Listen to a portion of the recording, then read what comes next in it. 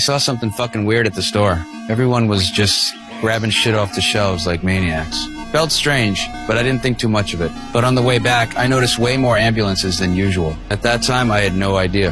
That danger was creeping up on me. I got some supplies and went home.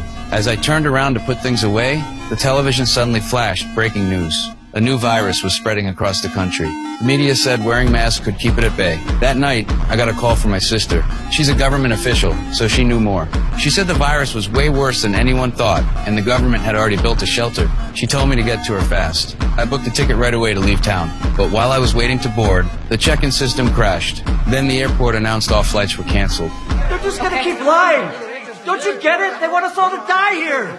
Suddenly, an emergency alert flashed on everyone's phones. The virus had spread, and the country was on lockdown. No one could come or go. I panicked and called my sister. She told me to go home and wait. She'd send someone to get me. With no other choice, I ran with the crowd, but the roads were blocked. I ditched my car and hurried on foot. When I got back to my neighborhood, I saw soldiers everywhere. They were holding someone down, dragging them to a waiting vehicle. That's when I realized one of my neighbors had mutated. I knew I had to leave town, no question. But the next day, my sister called with worse news. The virus was spreading faster than anyone expected, but she warned me stay out of the quarantine zones. The more people, the higher the risk.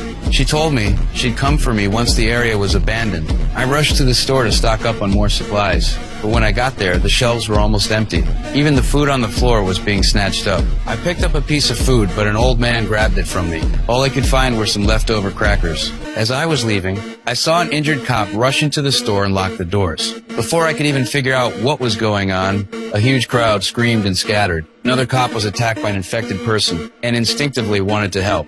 But when I saw that zombie-like creature, I froze. Luckily, the cop shot it dead, but before I could recover from the shock, the injured cop mutated too. Are you okay? Stay back! Stay back! I rushed home, locked all the doors and windows, and pulled the curtains. The military was rounding up people.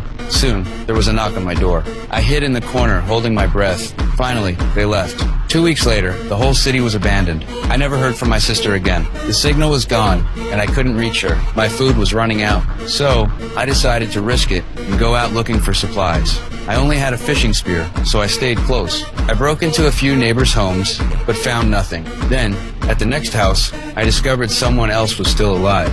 I've got nothing.